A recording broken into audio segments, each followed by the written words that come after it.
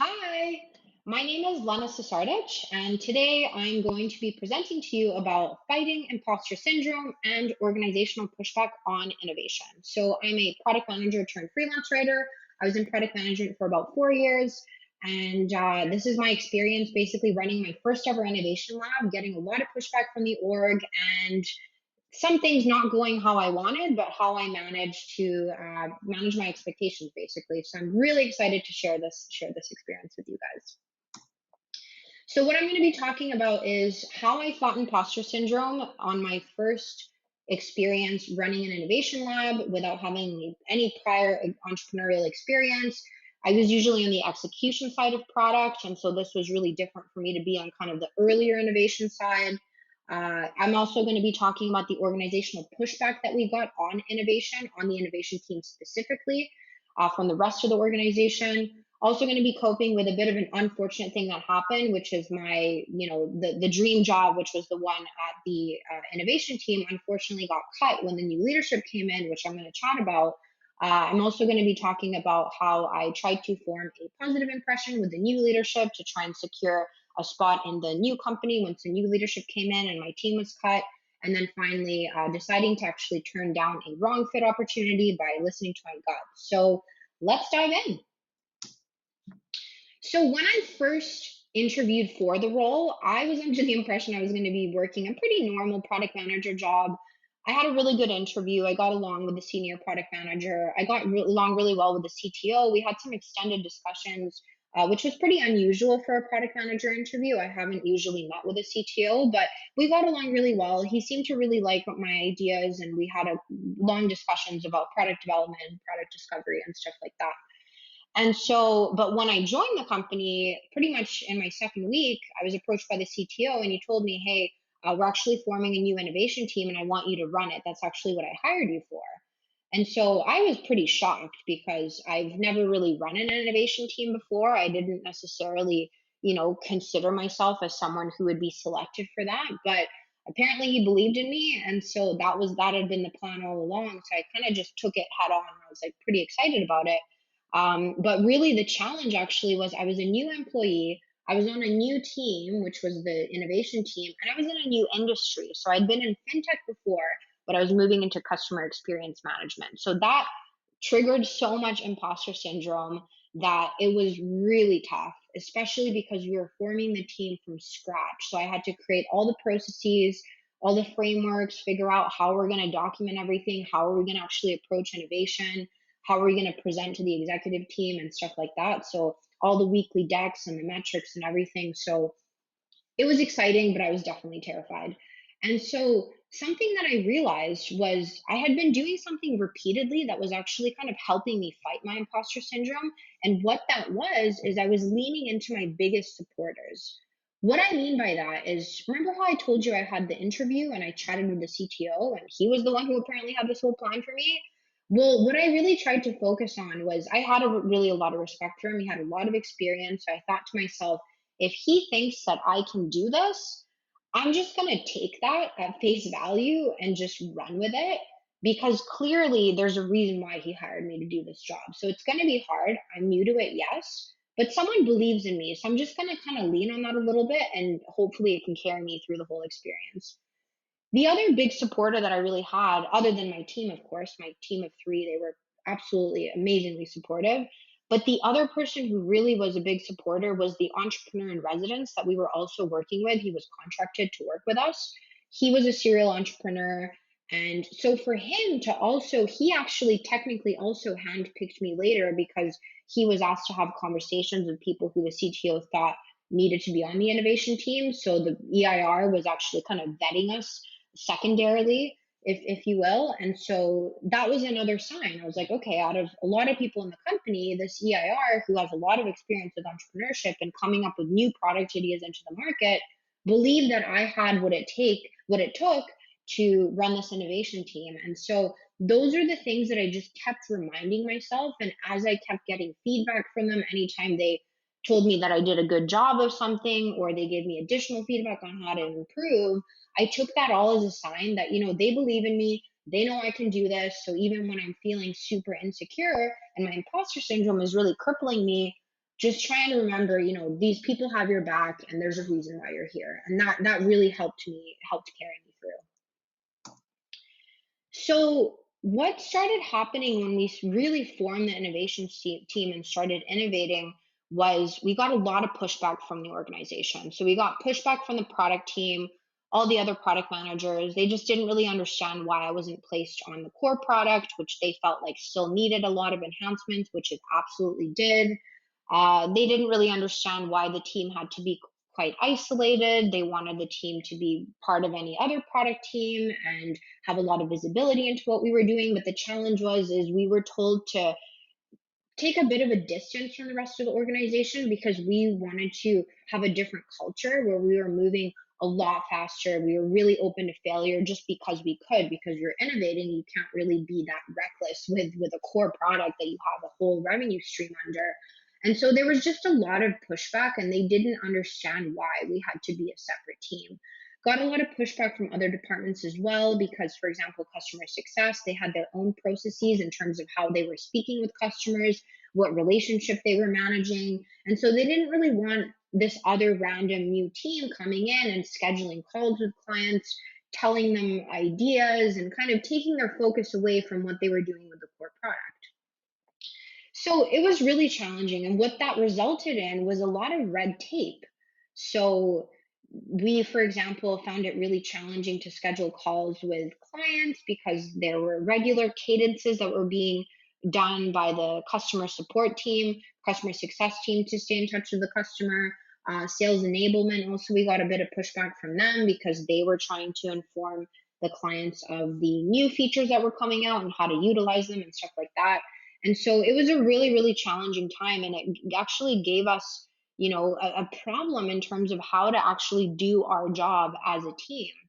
So that's why I felt like this tweet from John Cutler was really fitting, where it says every company that has an innovation lab should also have a boring shit that will actually save the business lab, which is true, and really encompasses kind of the challenge here was these people didn't understand why we existed, and they felt like we should just be working on keeping the lights on.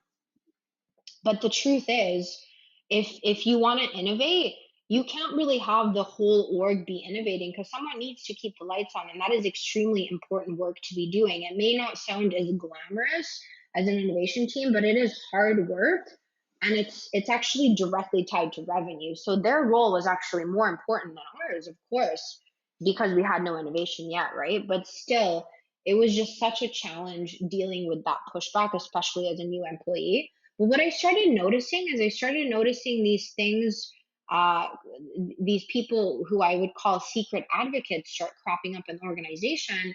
And these were individuals who, for one reason or the other, were particularly interested in what we were doing on the innovation team. They wanted to be part of kind of what we were up to. They were interested in what areas we were innovating in. And they kind of wanted to give feedback as well. They thought, hey, if you need feedback on a prototype, if you want to have a tech discussion, or if you want like jump in on a meeting with my client, I'll give you 10 minutes at the end. So these were people, and this is what I find always when there's organizational pushback, there's a few people that are kind of the early adopters of the new way of working, if you will. And what I did then is really try to bring those people in. So we were told to kind of work autonomously, but I thought, you know what, we need to get these secret advocates in because they're going to help us get more advocates in the company. So if we can convince one person in customer success, a senior engineering lead in engineering, one of the directors in sales enablement, if we can convince them of the value of our team, they can slowly transmit that information to the rest of the org and hopefully help us, deal with this pushback and explain, hey guys, we're actually trying to do something good here. We're trying to create more revenue stream to the company and expand our overall market reach so that we don't become irrelevant in a few years, right? And so we started bringing them into our discussions. We started being really transparent about the ideas that we were exploring, and they gave us really awesome feedback because I'm also a fan of always just bringing in as many heads together as you can because then you get more ideas and you get better solutions. So that was a huge, huge help. And slowly we were able to fight the organizational pushback. And finally, we actually ended up getting a point person at customer success who would help us come up with huge lists of customers that we can contact who, for example, aren't under risk or anything currently, risk of churn or something like that. These are happy customers that are happy to talk to us about our innovation ideas. And so that really helped. So the conclusion really is we worked with the organization to create our own processes. So instead of just trying to kind of do our own thing and ignoring everyone and all the pushback, I thought, let's try and find a way to work with these people. I understand they have concerns, so do we. So let's meet in the middle and see if we can come up with a process that works for them and works for us and works for the whole company. So it ended up going really, really well. And overall, the sentiment towards the team became really positive after a few months. But of course, all good things never tend to really last. And so, right as we came up with our leading product idea that we were going to pitch to the company to invest in and build it and create a new product, essentially, we were told that the leadership was changing. So, the CTO who'd hired me, the president who had backed our team, they were being replaced, and a new leadership was coming in. And so, after having been in corporate for 7 years, I knew what that meant. And what that meant was likely there's a chance our team may not survive because the new leadership I heard was coming in with a new vision, of course, as they usually do. They had a whole plan for what markets they wanted to go after. And so I had a sneaky feeling that our team was not going to be part of that plan. So I kind of started seeing the writing on the wall. We weren't really given a lot of updates to our team. And so we basically went away to Christmas vacation that year. It was approaching December with really no idea of what we were going to be walking it back into. So I think I went on vacation actually, and then I came back. And in January, basically, we were told essentially that the team is not going to go forward. So what I did is, and a lot of people were really kind of scared of the new leadership, I guess, because new leadership and don't really know where they're coming from, and they had worked at some really big companies before, so they were kind of like had good reputation. So a lot of people were kind of scared to reach out to them. But I decided to do something different. So usually as a product manager, you may not think to reach out to the new VP of product or something, or the new president of the company and introduce yourself. But I thought, you know what? I'm actually really proud of what our team did. And my mandate right now is to prove that like we did have a value. So even if we do end up getting cut, I want to make it clear, hey, like we did really do some awesome stuff. And a lot of it is reusable. A lot of the frameworks, a lot of the insights from the customer interviews can maybe be used for the new vision. And so it was really important for me to salvage the value of our team and not have us be seen as some team that wasted time for 6 months.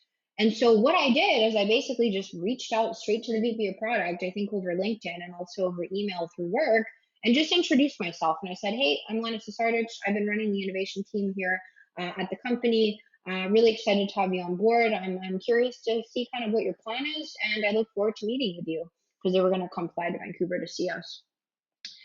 And so after that, the VP of product scheduled a call with me one on one.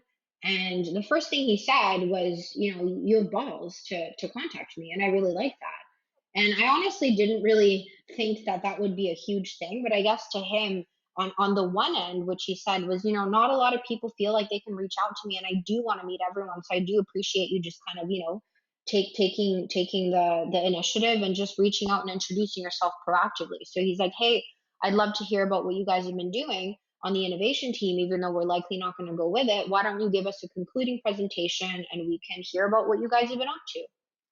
And so we created a presentation, we presented it as confidently as we could. I tried to really focus on the reusable elements of the team to show that, even if we don't continue with the team, there's a lot that we can use for the company's future and hopefully for their vision as well.